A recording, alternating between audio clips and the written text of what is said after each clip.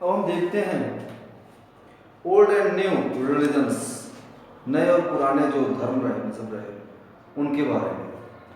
तो मेनली जो है इसमें दो ही मजहब की बात की गई है, हिंदुइज्म की और इस्लाम की। हिंदुइज्म में आप देखोगे क्या है, तो यहाँ पर क्या है कि new deities came to be worshipped, नए नए जो है भगवान लोग आए इसमें, ठीक है।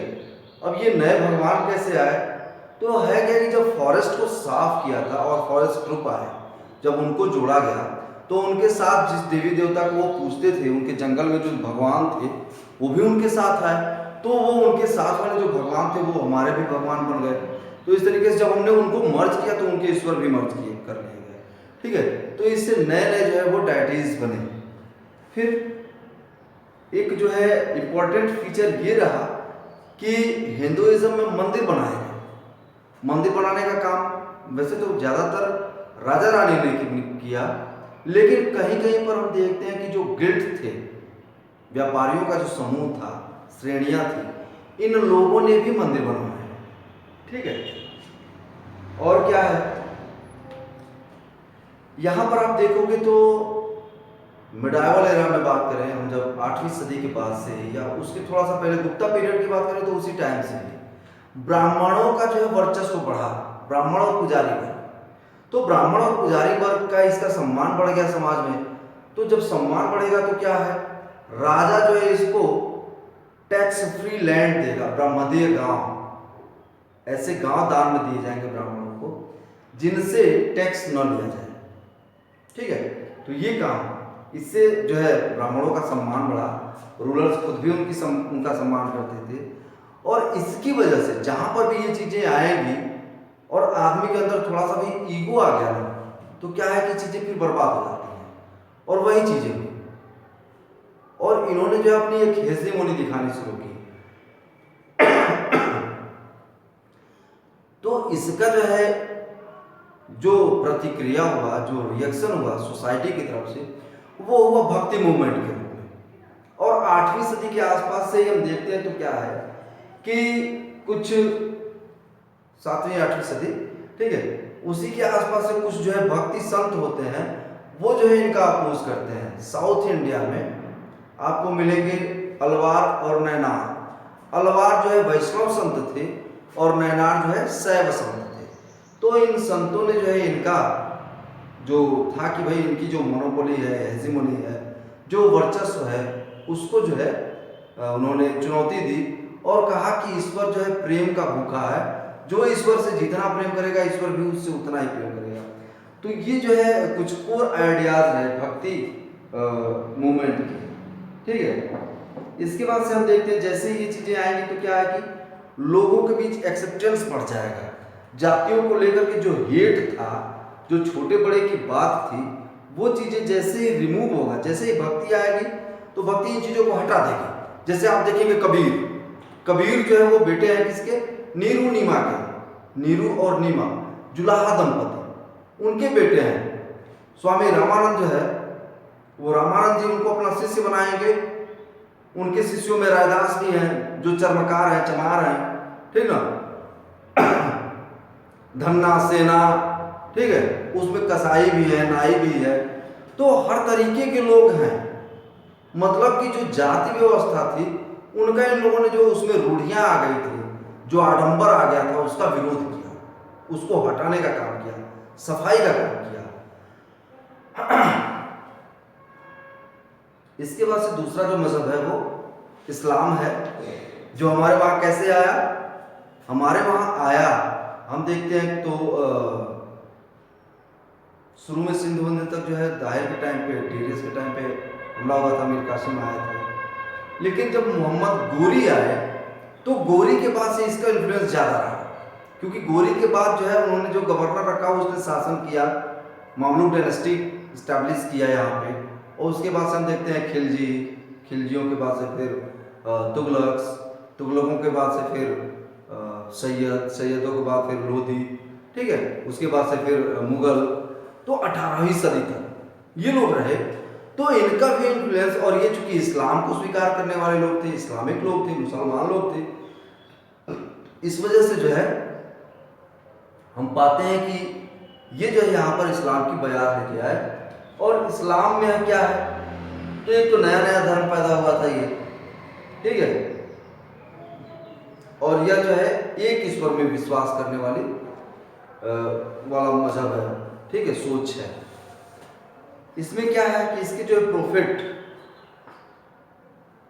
मोहम्मद, जो जिनको लोग नबी कहते हैं और तमाम चीज़ें कहते हैं, तो वो जो है हज़रत मोहम्मद साहब ने इसको स्टैब्लिश किया। उसकी जो बुक है कुरान, ये उन्होंने लिखा, ठीक है, और बहुत सारी चीज़ें जो है उससे कुरान से ली गई हैं। क्या कि आफ्टर मोहम्मद, ठीक है, आफ्टर प्रोफेट मोहम्मद डेथ और खलीफा succeeded him as the religious and political head, ठीक है। तो पॉलिटिकल और रिलीजियस दोनों ही हेड के रूप में मोहम्मद साहब की मृत्यु के बाद, उनके इंतकाल के बाद जो है जिसने लीड किया उसका नाम था खलीफा। खलीफा ये नाम नहीं था, ये पद था, ठीक है। तो वो राजा भी था और वो सबसे बड़ा धर्माधिकारी भी था, किसमें, इस्लाम में। तो इस तरीके से आप देखेंगे तो इस्लाम तेजी से फैलेगा, क्योंकि धर्म का मुखिया वही है जो राजा है, ठीक है ना, खलीफा। वो पॉलिटिकल हेड भी है और कौन सा हेड है, रिलीजियस हेड है। इसकी वजह से इस्लाम तेजी से फैलेगा, ठीक है। Later the Muslim community split into two major sects, Shia and Sunni. तो मोहम्मद साहब की मृत्यु के बाद ही ये चीजें हुई कि शिया और सुन्नी के रूप में जो है ये बट गए।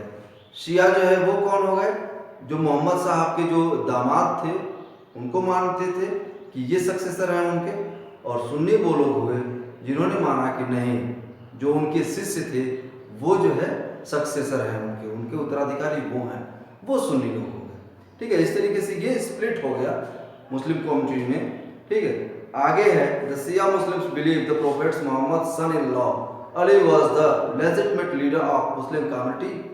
The Sunni Muslim accept the authority of खलीफा ऑफ द कम्युनिटी, ठीक है। तो ये दोनों ही बातें मैंने आपको बताई।